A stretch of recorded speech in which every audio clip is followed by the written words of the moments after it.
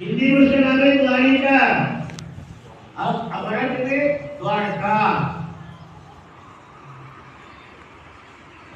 जब मथुरा से सारे लोग ले गए तो भगवान जी रात और वहां विश्वकर्मा को आदेश दिया कि सोने की द्वारका बनाओ, ऐसा करके बनाओ।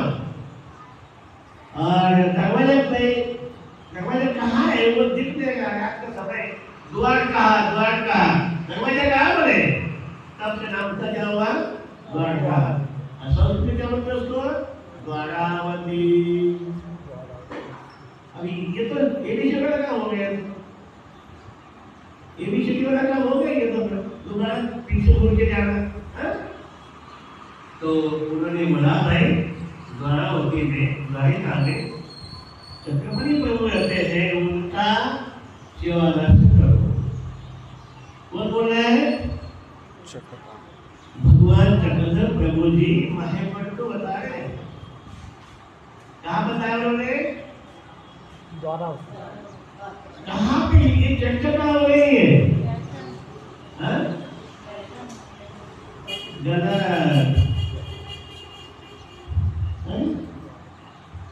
आगे बताया था, कल बताया था दोने गांव के गोदावरी के नदी किनारे दोने गांव में भगवान की चर्चा भेंट हो गई है। 7.5 संपन्न सदी शास्त्रों का अध्ययन करने वाला ये महामंडल, उनके जो गुरु है ससुर है गुरु है गणपत आपयो अहमदनगर जिले में सगाला नाम का गांव, वहां के रहने वाले। ये सब अध्ययन करने के बाद वो महामंडल इतना जमनी हो गया था, वो थोड़ा पूरे गंगा देखे कितने सारे ब्राह्मण सबको वो तुच्छ बनता था। हाथ में दिन में मशाल जोत लेकर घूमता था, पैरों में घास की पायल बनाकर सबको दिखाया। जितने सारे पंडित सबका पराभव किया था। पराभव करने के बाद वो दिखाकर ये वो सूर्य आसमान में, दूसरा मैं ज्ञान सूर्य हूँ, ऐसा दिखाकर हाथ में दिन में मशाल जोत लेकर घूमता था। सारे पंडितों को विद्वानों को पैरों में घास के समान पायल बनाकर वो बाहर करता। केवल उसके ससुर और गुरु मामा आदित्य में अपने उठते थे। गुरु का रिश्ता था, मामा का रिश्ता था और ससुर भी थे। तो वो थोड़ा सा गणपत आप लोगों को मानता था, उसके मुझे मानता था। तब ये जब अध्ययन करने के बाद वापस आया तो उसकी दशा देखकर गणपत आप लोगों ने बोला कि भटो आपने बहुत अध्ययन किया, अच्छा लगा, ज्ञान आपके पास बहुत हो गया, लेकिन अगर आपको ज्ञान का सही लाभ लेना है, सही परिणाम पाना है, तो आप दोने ग्राम में चक्रधर महाराज जी का निवास है, उनकी भेंट ले लो। ये तो बात पता है। तो चक्रधर महाराज का नाम सुनते ही तो उनके दिमाग में उनके प्रकाश पड़ता है। तो मतलब कोई जाने वाला हो या आप जाने वाले हो तो आपको साथ दे ना। तो ठीक है, जब समय आएगा तब। तो वो गणपत आपयो देवगिरी राजा के दरबार में कैशियर खजांची थे। मैंने कहा था राजा का नाम सुना, राजा शाही थी ना पहले। तो उसी राजा के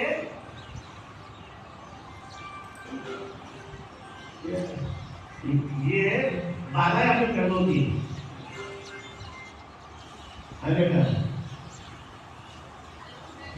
हाँ बात तो गए बात ठीक है। तो एक दिन राजा के दरबार में कैसे का काम करते थे, जो रहते थे सगाला नाम का गांव है अहिल्यानगर के पास में। आज वो गांव के बने तो उनको सरकारी काम आ गया, उनको आ जाना था देवगिरी, पैसा दो देगा। तो बोला चलो ना आगे जाना है, कल हम सब चलो। अपने दामाद ये महेंद्र व्यास माही भट्ट को साथ देकर गणपत आपयो दोनों रात तक आते हैं। जहाँ से दो रास्ते, ये जाता है ये जाता है जो तरफ। वहां जाने के बाद एक भक्त दोनों गांव के लिए भगवान के लिए भोजन का बड़ा थाल लेकर टोकरी लेकर वहाँ जा रहा था। गंगा पे बोले भाई आप जा रहे दोनों गांव? बोले हाँ। तो बोले इनको साथ ले जाओ, हमें आगे जाना है। तब ये जब महेंद्र को साथ में वहां जाते हैं, जो गाड़ी निकले तो मन में सारे विचार किया, मैं ऐसा बोलूंगा तो वो ऐसे बोलेंगे, तो वो कैसे बोलेंगे, सारे शंका समाज सब सारे शंकाएं सारे विचार मन में धारण करते हुए चल रहे थे। तो बहुत अध्ययन पूरे शास्त्रों का अध्ययन किया था, बहुत प्यारे थे, लेकिन जबरदस्त था, अभिमान आया। तो अमन आप चले होते हैं ना, लेकिन पूरे रास्ते में ये सब सोचकर जब भगवान जी के आश्रम के पास गए, कैसे बताया था कि भगवान जी सुबह का समय था, सूर्योदय हो गया था, भगवान जी का वो सूरज की तरफ था, किसी भगवान भक्त ने भगवान का पूजन किया था। सुंदर सी मूर्ति को देखकर वो जो साथ आया था भगत, तो थाली का प्रार्थना जाकर गया भाई लोगों के पास, भगवान को देखता ही रह गया। इतनी सुंदर मूर्ति चक्रवर्ती महाराज की देखता ये आदमी बिल्कुल आकर्षित हो जाता है। तो वो भगवान जब देखता है और सारा दिमाग खाली हो गया, कुछ भी दिमाग में नहीं, मैं काय के लिए आया था, क्या बोलना है, कुछ भी समझ में नहीं आया, बस शुद्ध हो गई। जैसे द्वापर युग में कुरुक्षेत्र के युद्ध भूमि में विराट रूप देखने के बाद अर्जुन की बुद्धि मति शुद्ध हो गई थी, वैसा ही व्यक्त कलयुग में यहाँ पर गोदावरी नदी के किनारे शहर में महेंद्र की बुद्धि शुद्ध हो गई। हमारे आगे कुछ समझ में नहीं आया है, काय के लिए आज ये ध्यान देंगे, नमस्कार भी नहीं किया। आम आदमी महात्मा को लेकर आज होता है, तो मुझे लगता है ये कुछ नहीं, भगवान से इतना आत्मान है, कुछ ऐसा सामने लगा जाता है, तो भगवान बोले ये तो जीव है, भगवान तो हमारे माता पिता है ना, तो ये जीव है, कई बात है। अभी इतना ध्यान नहीं, इसके बाद तो भगवान ने उसको पूछा, क्या पूछा भगवान ने? पहला प्रश्न क्या पूछा, याद है किसी को? नहीं याद।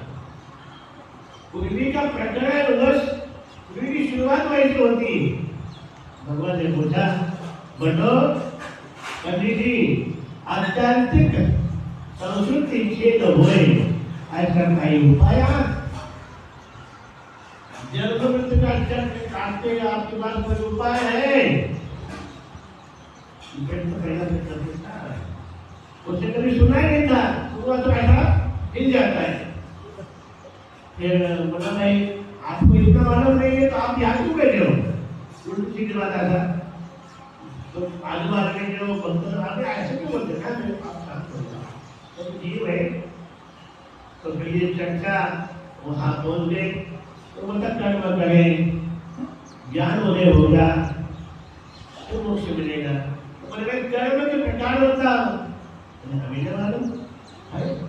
एक निष्काम कर्म है, एक सकाम कर्म है, दोनों के फल दोनों तरफ मिले हैं, मोक्ष कहाँ से होगा? उसके दिमाग में काय चल गई? ये सतगुरु जी बताए थे, बहुत बड़े विद्वान है, ईश्वर अवतार है, अब मैं क्या बोलूं? उसको सोचा कि मैं संस्कृत भाषा में उत्तर दे दूं तो कुछ समझ में आए, तो वो संस्कृत में बोलने लगा। भगवान उससे ज्यादा, अब भगवान भगवान ही है ना, इंसान है, तो वहां पर वो निरंतर हो गया। अब मध्य शुद्ध होने के बाद फिर ये पुस्तक बताया था कि मध्य दौड़े करने पूरी बताई थी, उसका आखिरी जगह ये राष्ट्र ऐसे परमेश्वर पर आकाश सेवा, उससे जो को मुक्ति मिलती है, मोक्ष मिलता है, जन्म मृत्यु समाप्त होता है। सब पूछा कि मैं किसका करूं? तो पहले बताया द्वापारी, कृष्ण परमात्मा ने बताया, उससे बड़ा वो तो अध्याय में युग चला गया, भगवान भी नहीं है, वो भी बुद्धिमान है, उत्तर देता है। भगवान बोले सह्याद्री पर्वत पर राज करने वाले आखिरी अनुसया के पुत्र चायुग में रहने वाले आखिरी प्रोग्राम केवल ऐसा है और वो हमको दर्शन है उनका दर्शन होना ही नहीं है वो कठिन कार्य होता है फिर द्वारावती है ना एक लड़का के राज्य में छत्रपति प्रभु का केवल बोले भाई अब यहाँ तक का है बोले भाई उन्होंने तो कामा के लिए क्या किया ये बात की उसको कैसे पता मैं कैसे पता छत्रपति प्रभु ने कामाख्या को निवेद बनाकर अपना दिव्य त्याग किया ये पता उसको पता है उन्होंने ध्यान निवेद किया है सेवा कैसे होगी फिर का मतलब फिर समझ नहीं होगा जैसे रुद्रपुरी है ना बिल्कुल में हमारे जो हनुमान जी का गोविंद प्रभु उनकी सेवा करो वो क्या बोलता है ये मेरी खुशी होती वो उनका जो आचरण है ऐसा कभी दौड़ते हैं कभी एक साथ कभी कुछ मतलब पागल जैसा उनका जो है ये महबूब बोलता है मतलब वो नामधारी नहीं है अब बोलते हैं नामधारी बोलते नामधारी नहीं है उसने से अध्ययन किया है वो सब ये बोल पे महाराज का अवतार कैसा है उनकी सेवा कैसे होगी भगवान से बोलता है सेवा कैसी होगी उनकी फिर उसके बाद भगवान ने मदद करते सारे आपको ये जानो तो मेरा हाथ ऐसा किया है बैठक में हम बैठे हैं ऐसा बैठक जाने में बैठकर तो यहीं से चक्रधर भगवान के अवतार कार्य की शुरुआत होती है ऐसी शुरुआत होती है ये तो दुर्गा तो हो गई ये चर्चा शुरुआत कैसी हुई मेहकर से भगवान जी जब बैठन आते हैं तो बाईसा के तो चक्कर के आप लोग तो मतलब हम समझा रहे हैं पूरा चरित्र तो नहीं बताएंगे नागो बाईसा यानी बाईसा दूसरे धर्म की एक महत्व है आसन में बैठकर मतलब पूजा करके आपने करवाती है एक पंथ की वो महत्व है उसको नमन था उसको बताया मेहकर की जो बोले भाइयाँ आई थी उनके साथ भगवान ने मेहकर में 6 महीने रहने के बाद त्र्यंबकेश्वर जाने के लिए भाइयों के साथ भगवान जी पैदल तक आ गए थे तब वो भाई लोगों ने उस नागो भाई को ऐसा बताया था कि ऐसा कि वो बहुत देव है ऐसे उनका रूप है ऐसा ये सब सारे बताने के बाद भाई को लगा कि भाई उनकी सेवा या दास दर्शन होना चाहिए फिर अगले दिन त्र्यंबकेश्वर के लिए दोनों भाई चले गए भगवान जी वहां रुकते हैं नागोबाई का की भेंट होती है और वो नागोबाई का भाई साहब भगवान को अपने आश्रम में ले जाती है जैसे आप बोलते हैं कि आप हमारे जंगल भोजन है या चाय पानी है वैसे उन्होंने भी चक्रधर महाराज जी को अपने आश्रम लेकर चली गई समझ था अभिमान था वो भगवान को दरवाजे के पास पैदल घोड़ा घोड़े का जो होता है घोड़े का पैदल वहां पर भगवान को बिठाया आप कुछ आसन पर बैठ गई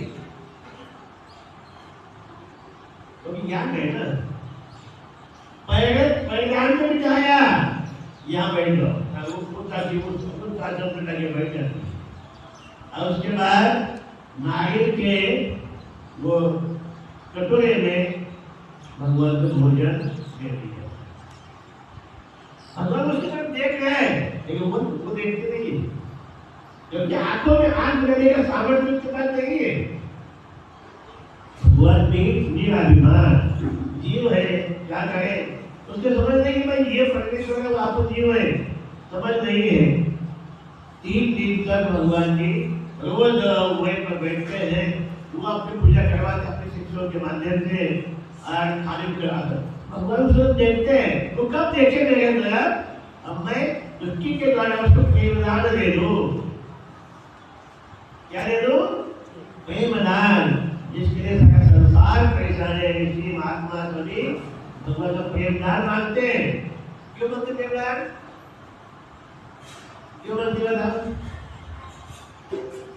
भगवान को पाने का, मुक्ति को पाने का दो रास्ते, एक ज्ञान और एक प्रेम। जिसको प्रेम होता है उसका उद्धार निश्चित हो गया, उसको कोई तकलीफ नहीं। तो ज्ञान हुआ उसका उद्धार थोड़ा धीरे धीरे धीरे होता है, क्योंकि ज्ञानी के दिमाग में बहुत सारी बातें, ऐसा नहीं तो ऐसा क्यों, ऐसा है तो ऐसा क्यों, उसकी बहुत सारी बातें हैं, उसका अमल होता है। इसलिए ज्ञान वाला रास्ता कठिन है, ज्ञान शुष्क है, प्रेम गीला है, उसमें ओलावा है। एक बार प्रेम दान हो गया तो उसका उद्धार हो गया। जैसे रुक्मणी माता, रुक्मणी पता है, रुक्मणी माता कहाँ की थी वो? रुक्मणी माता का नाम